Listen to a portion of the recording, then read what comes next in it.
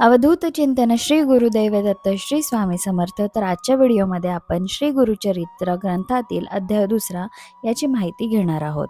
तर हा अध्याय आपल्याला गुरुतत्वाची महिमा, दत्तवराचे गुण आणि भक्तीचे सामर्थ्य यांची अनुभूती करून देतो. जेव्हा जीव संसारातील दुःखाने व्याकुळ होतो तेव्हा त्याला खऱ्या आधाराची गरज असते आणि तो आधार म्हणजे गुरु.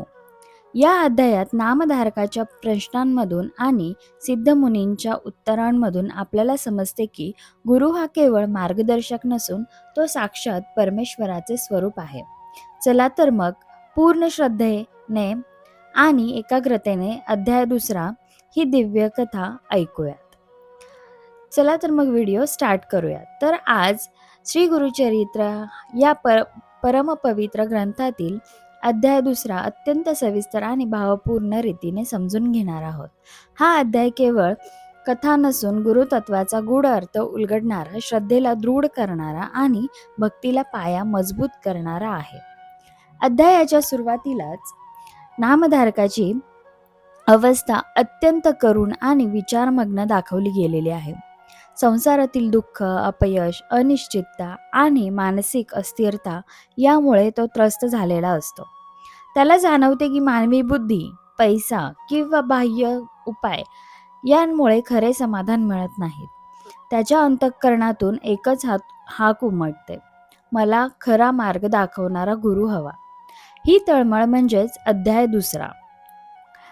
कारण जेव्हा जीवाला आपल्या अज्ञानाची जाणीव होते तेव्हाच तो गुरुकडे वळतो.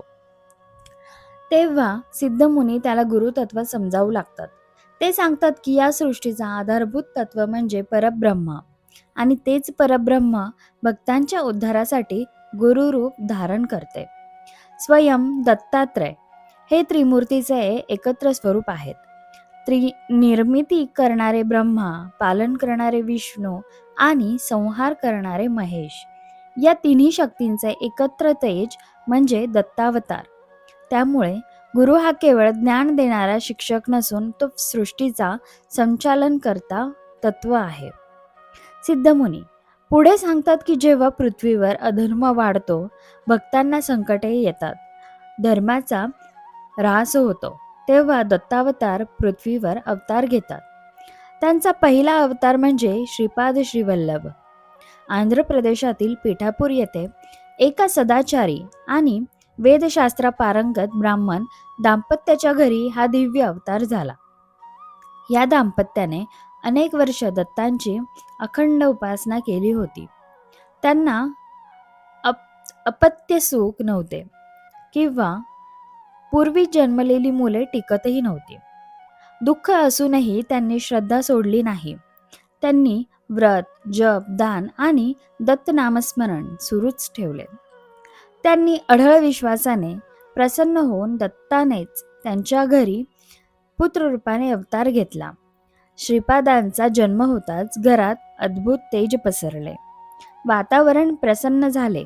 लोकांना जाणवले की हा साधा बालक नाही, लहानपणापासूनच त्यांच्या बोलण्यात विलक्षण प्रज्ञा होती. ते वेदांचे अर्थ सहज सांगत, शास्त्रांतील गुंतागुंतीचे विषय स्पष्ट करत. त्यांच्या दर्शनाने लोकांच्या मनातील शंका नाहीशा होत. आई वडिलांना त्यांच्या रूपाने अपार आनंद आणि समाधान लाभले. अध्यायामध्ये त्यांच्या लहानपणीच्या काही लीलांचा उल्लेख येतो. जिथे राग होता तिथे त्यांनी आरोग्य दिले, जिथे आर्थिक अडचण होती तिथे त्यांनी मार्ग काढला, जिथे दुःख होते तिथे समाधान दिले. पण या चमत्कारांमागील मुख्य उद्देश लोकांना भक्ती, धर्म आणि सदाचार याकडे वळवणे हाच होता. ते केवळ चमत्कार दाखवण्यासाठी आले नव्हते, तर लोकांच्या अंतःकरणातील अज्ञान दूर करण्यासाठी आले होते. सिद्धमुनी नामधारकाला सांगतात की गुरुची कृपा मिळवण्यासाठी बाह्य आडंबराची गरज नाही. आवश्यक आहे ती श्रद्धा, नम्रता आणि पूर्ण समर्पण. गुरुला शरण जाणे म्हणजे आपल्या अहंकाराचा त्याग करणे. जोपर्यंत मी हा भाव आहे तोपर्यंत खरे ज्ञान प्राप्त होत नाही. श्रीपाद वल्लभांच्या जीवनातून हे स्पष्ट होते की जे भक्त मैनापासून शरण जातात त्यांचे सर्वच संकटे आपोआप दूर होतात. या अध्यायामध्ये एक सूक्ष्म पण अत्यंत महत्त्वाचा संदेश आहे. भक्ती कधीच व्यर्थ जात नसते. देव कधीही आपल्या भक्तांना विसरत नाही. योग्य वेळी योग्य रूपामध्ये तो त्यांच्या आयुष्यात प्रकट होतो.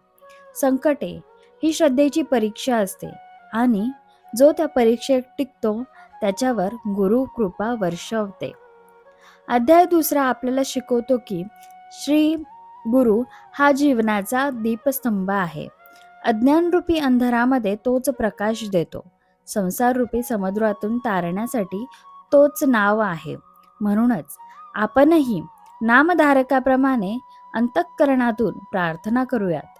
हे गुरुदेव, आमच्या जीवनातील अज्ञान, भीती आणि दुःख दूर करा. आम्हाला धर्म मार्गावर चालण्याची शक्ती द्या. तुमच्या चरणी अखंड श्रद्धा राहू द्या आणि गुरुकृपेनेच जीवनाला खरा प्राप्त होतो हे कधीही तुम्ही विसरू नका. श्रद्धा, समर्पण आणि गुरुस्मरण यातच जीवनाचे खरे सार दडलेले आहे. अध्याय दुसरा आपल्याला एक अत्यंत महत्त्वाचा संदेश देतो की गुरुवरील अखंड श्रद्धा कधीही व्यर्थ जात नाही. स्वयं दत्तात्रेय भक्तांच्या उद्धारासाठी अवतार घेतात आणि श्रीपाद श्रीवल्लभ त्यांच्या रूपाने त्यांनी जगाला गुरुतत्वाचे तेज दाखवले. संकटे येतील, परीक्षा होतील, पण जो गुरुला शरण जातो त्याचे रक्षण नक्कीच होते. चला आपणही अंतःकरणातून प्रार्थना करूयात. हे गुरुदेव, आमच्या जीवनातील अज्ञान दूर करा. आमच्या मनाला स्थैर्य द्या आणि तुमच्या चरणी अखंड भक्ती राहू द्या.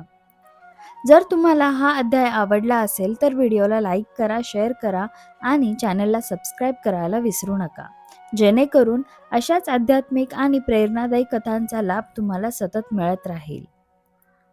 श्री गुरुदेव दत्त. श्री स्वामी समर्थ. जय जय स्वामी समर्थ.